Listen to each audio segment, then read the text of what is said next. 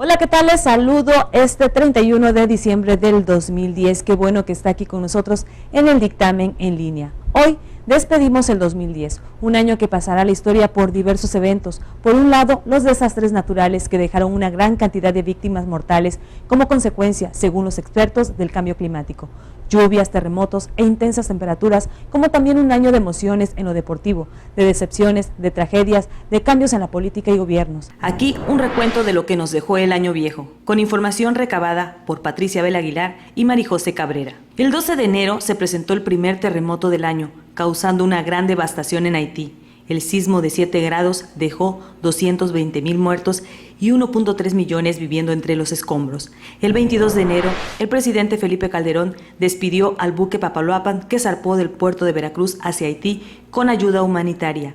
Y el 25 de ese mes, el delantero del Club América, el paraguayo Salvador Cabañas, recibió un disparo en la cabeza en un bar a donde asistió con su esposa. El hecho ocurrió en el bar frecuentado por jugadores de fútbol y gente del espectáculo. En febrero, el día 3, la Suprema Corte de Justicia de la Nación determinó que el YETU no viola la Constitución, provocando gran revés al sector empresarial. El secretario de Gobernación renunció a la militancia del PAN el 11 de febrero, pero se mantuvo en su secretaría. Mientras que en Veracruz, el 22 del mismo mes, arrancaban las precampañas. El 27 de febrero, Chile fue sacudido por un terremoto de una magnitud de 8.8 grados, que dejó 432 muertos y miles de afectados. El mundo expresó sus condolencias y ofreció ayuda.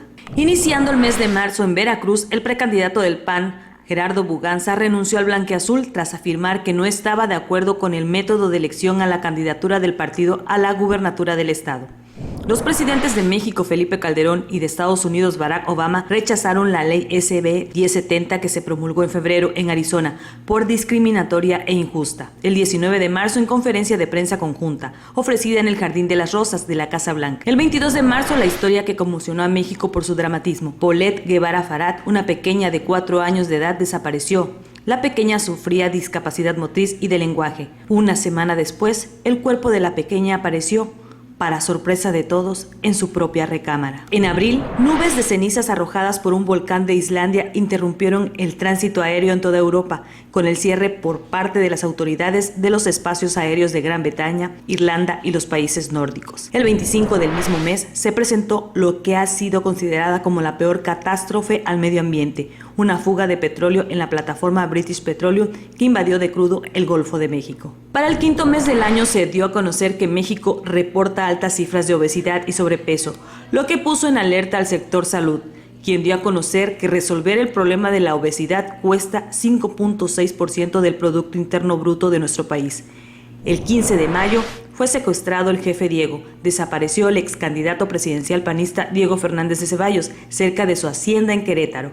Para finalizar el mes, la depresión tropical Ágata dejó a su paso por Centroamérica cerca de 100 muertos. En junio, en la capital de nuestro estado, Jalapa, al oponer resistencia a un intento de secuestro, el empresario Foad Jaquín Santiesteban y su esposa Irene Méndez Hernández Palacios fueron asesinados.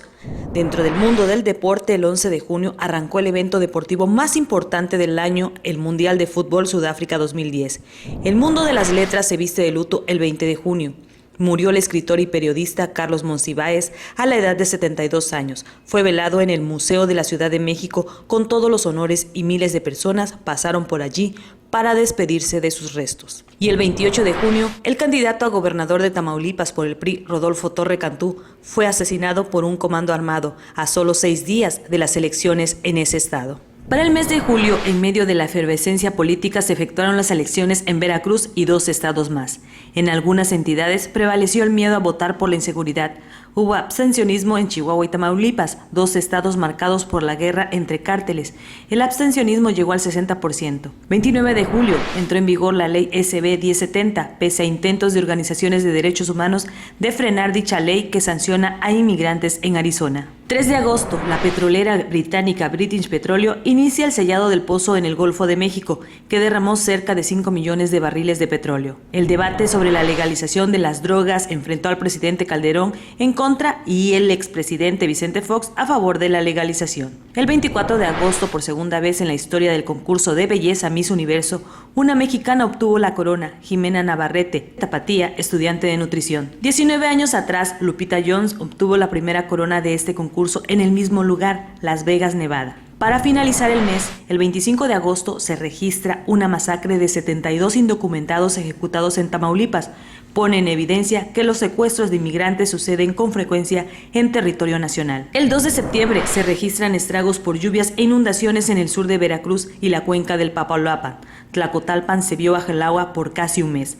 La Secretaría de Gobernación declaró emergencia en 9 municipios veracruzanos y el 15 de septiembre, una vez que bajó el agua, el gobernador Fidel Herrera Beltrán presidió la ceremonia del grito de independencia en Tlacotalpan. Los demás estados del país celebraron el bicentenario de la independencia con una fiesta que costó $45 millones solamente en la capital en medio de operativos de seguridad. 17 de septiembre. La tormenta tropical Car llegó a Veracruz provocando cuantiosos daños materiales como un huracán categoría 2. Un día después, Veracruz enfrenta una de las peores inundaciones en su historia. Protección Civil confirmó la cifra de 12 personas fallecidas en el estado de Veracruz a causa del impacto del huracán Car. 30 de septiembre, el escritor Mario Vargas Llosa fue premiado con el Nobel de Literatura. Fue el 14 de octubre cuando quedó aprobada la partida extra de 700 millones de pesos del Fonden para trabajos de reconstrucción en Veracruz. Sedesol y gobierno estatal inician programa de reposición de electrodomésticos a damnificados. Fue el 15 de octubre cuando fue vigente la eliminación de la tenencia vehicular en Veracruz y el 20 del mismo mes, diputados federales aprueban la Ley de Ingresos 2011, ratifican el IVA en el 16%. En Tamaulipas, el 5 de noviembre, cae el líder del Cártel del Golfo, Ezequiel Cárdenas Guillén, alias Tony Tormenta.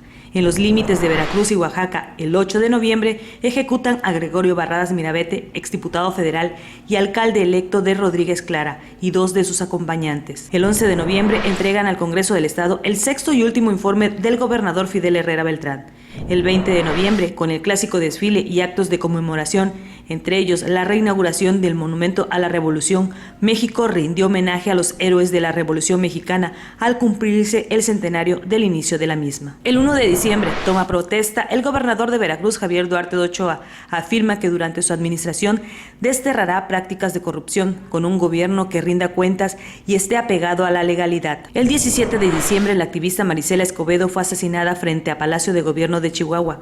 Fue una intensa luchadora contra la corrupción e impunidad porque dejaron en libertad al asesino de su hija, Rubí Marisol, de 16 años. 19 de diciembre, se registra la explosión en un ducto de Pemex en San Martín Texmelucan, Puebla.